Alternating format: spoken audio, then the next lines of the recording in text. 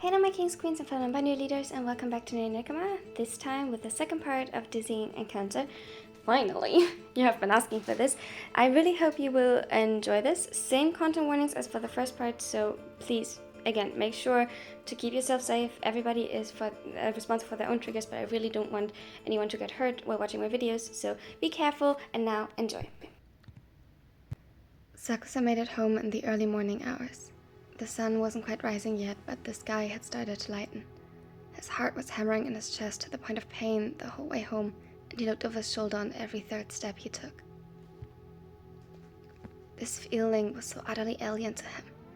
Being chased by tabloid reporters and his general disdain for crowds had taught him a general sense of caution when outside, but this fear nearly paralyzed him. Suddenly, there were consequences to inattentiveness that went far beyond discomfort. He snuck inside. The warmth embraced him, but it felt as though the cold clung to his skin like a sticky substance coating his clothes and flesh. In the living room, he found Kita asleep on the couch. Guilt crept into his bones as he realized that the other had been waiting for him. He draped a blanket over him, but when he reached out to brush a strand of hair from his face, he flinched back. It felt wrong, as though he would taint him if he touched the silver strands. He gulped and dragged himself to the bathroom. He stripped his clothes off and threw them into the laundry hamper with force. His eyes traced the movement as they collapsed inside, and he knew that his brows were still furrowed in disgust. A shiver took hold of his body and didn't seem to want to stop, even as scorching hot water poured down on him.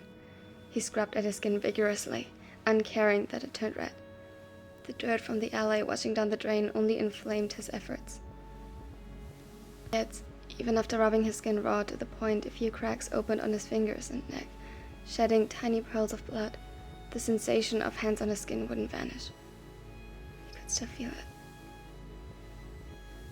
The pain from having opened small wounds and scrubbed the skin raw couldn't replace the intrusive touch that had never been permitted there in the first place. He stumbled back again, still slightly disoriented, until his back hit the tiles. New tears burned tracks into his cheeks, and he covered his mouth tightly to stifle the sobs that refused to stay silent at this point. He knew that the water was burning him, that he needed to get out, that factually he couldn't clean himself further, but he still felt dirty, tainted. The memories still resurfaced, disjointed and unintelligible. He was sure residues of toxins still ran through his system, and he couldn't even begin to categorize how he felt or what to do next. His dark hair restricted his by the water-blurred vision as he stared unseeingly ahead. His partners were waiting, asleep on the other side of that door. They probably had been worried sick the whole evening as he didn't return.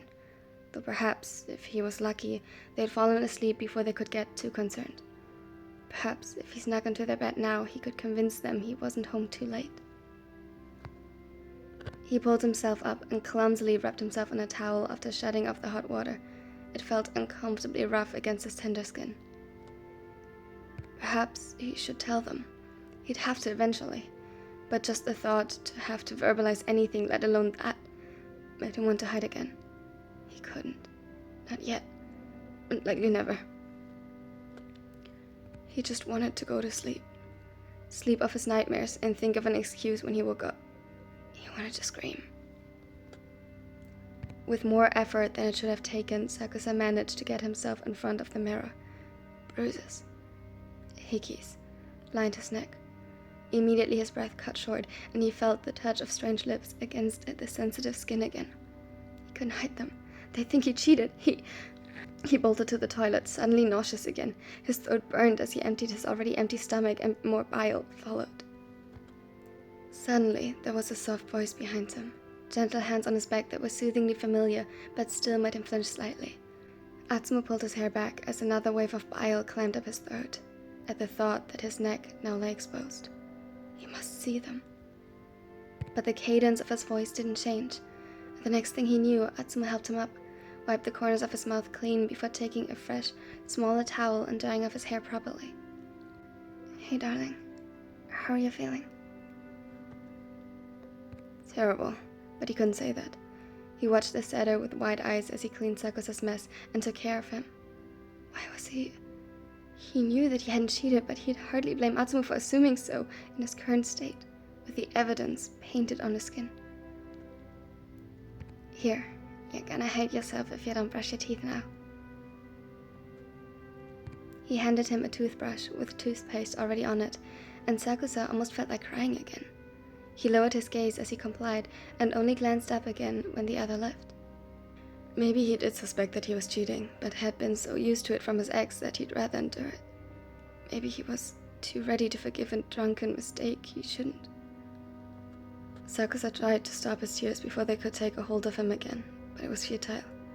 Atsumu returned with sweatpants and a t-shirt and gently wiped his tears away before helping him into the clothes. Kiyomi? Thank the gods, are you okay? He didn't say anything, and kept his gaze averted as Atsumu guided him to the bed. From the corner of his eye he could see the blonde shake his head in Aaron's direction before he could help him under the covers. Rest. I'll get you some painkillers and water for when you wake up. We'll be right here. Sakusa tried to say something, thank you at least, but whether it was the drug or exhaustion, he collapsed almost immediately and fell into merciful darkness, hoping the horrors wouldn't find him in his dreams. Were those hickeys on his neck? Looked like it. Atsumu's expression was unreadable as he closed the bedroom door behind them. An uncomfortable feeling spread in his chest and made his throat constrict while he motioned for Aaron to follow him downstairs. He wasn't even fully awake yet, and his phone betrayed that it was only 5 a.m. But seeing Kiyomi like that, his skin marked and scrubbed raw, eyes still wide and pupils dilated, and throwing up in the bathroom had sufficiently chased all tiredness from his bones. You don't actually think he cheated? Aaron sounded pained, like the thought hurt, but also as though he didn't quite believe it. Atsumu could emphasize. It wasn't like this was an unreasonable assumption, but... No, I don't. And I hate that even more. Confused, Aaron cocked his head to the side, but paused as they finally entered the living room. Atsumu's heart ached as he saw Kita asleep on the couch, in a rather uncomfortable position. But even more, it was the small detail of the blanket carefully draped over him that reaffirmed what he already believed strongly about their partner. Kiyomi loved them. He wouldn't do anything to hurt them. Carefully, the setter reached out to shake Kita awake as much as he'd like to let him rest. The Civ had promised them to tell them when Sakusa returned, only that now it was his turn to make good on that. He remembered how worried they had all been when Kiyomi hadn't shown up by midnight yesterday. Hey. Atsumu gave Kita a soft smile and enjoyed his gentle expression that quickly turned into confusion as he noticed that he wasn't in bed. Slowly he sat up, and a subtle hint of alarm sparked up in his eyes as he didn't find the raven beside them. Is he missing? Should we... He came home. Don't worry. Something about the way he said it, and Aaron, who averted his gaze, caused him to shake himself awake quickly. His jaw set tightly with anxiety. For a long moment, no one said anything. Is he upstairs? Safe? Atsumu nodded, and Kita took a deep, contemplative breath in response. Okay, I'll make some tea, and we'll discuss it over breakfast. Of course. Shinsuke could already read in their faces that something was wrong. He always could. It was too early for breakfast, but Atsumu was suddenly certain that discussing this on an empty stomach was probably not a good idea, so he set out to help. It would also be good to be able to offer Kiyomi some food once he woke up.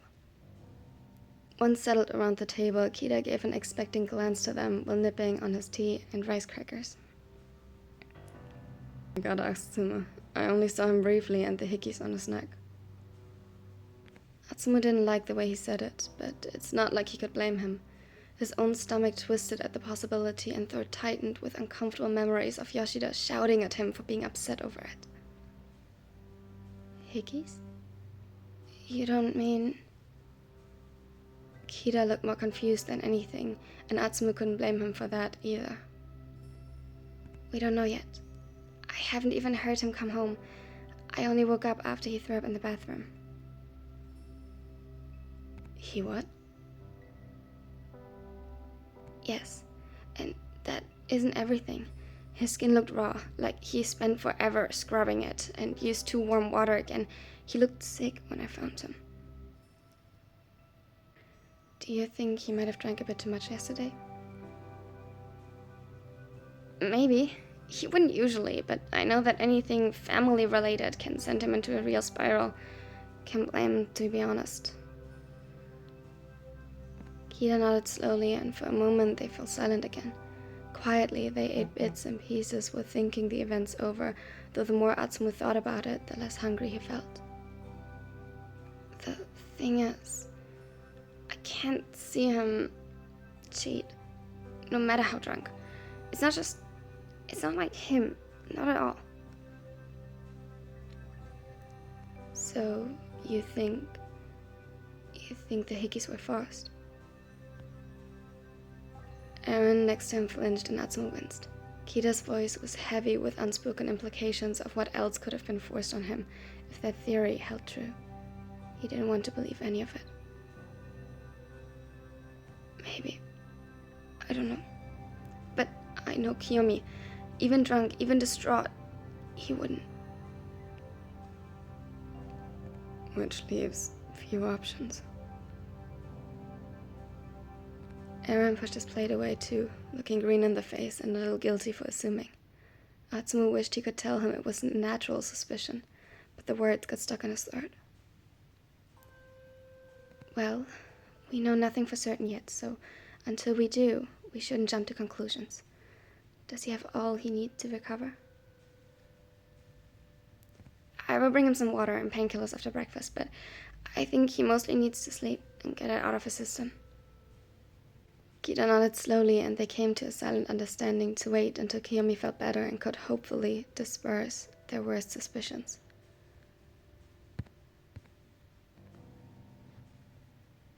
Atsumu? Aaron? Where's Kiyomi's phone? Someone needs to make sure he doesn't open it. Confused, Atsumu looked up from the couch where he had been watching TikToks when the notifications came in on his end too. His face lost all color as he saw the linked article, and he sprinted upstairs. Kiyomi? Kiyomi, don't read it, don't... He was too late. As he burst through the door, Sakusa sat on the edge of the bed with his back turned towards him. His hand was shaking. It was bright outside, but they had drawn the curtains to let him rest, making his phone display the most prominent light source on his face. Kiyomi, it's going to be alright, Coach. We all know, everyone knows this is just bullshit. It doesn't... Get out. Please, just get out.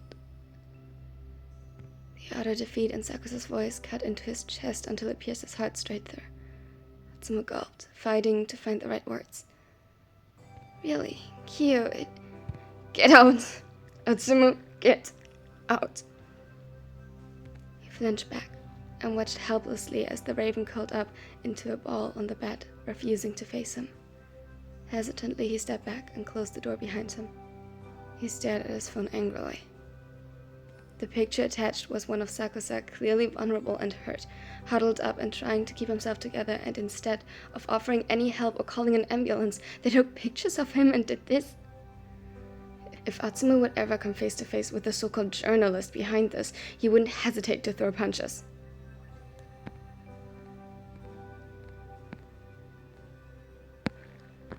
Thank you so much for watching to the end again. I really hope you like this second part. As you can see, there is definitely more building in the storyline, and I'm really excited to get to the next couple of parts. I also think, again, this is with a new recording method, I think the timing got a lot better, but there's still some kinks I need to work out, and I think at this point it's really a matter of practice. But as always, please, feedback about it would be appreciated in the comments. Is this a bearable amount of quality, or would you rather I don't do content when this is the only quality I can give and wait until I can give better quality? Just let me know. Also, let me know which ship and which video you want next. and what your favorite quote was of this video under the pinned comment. That would be wonderful. A special thanks as always for my nerdy neckos. They again finally got a video like this one in particular in early access. So if that's interesting for you, check it out. Here's more videos. Enjoy. Everybody just do your thing. Wake up, today's gonna be a good day. Wake up, today's gonna be a good day.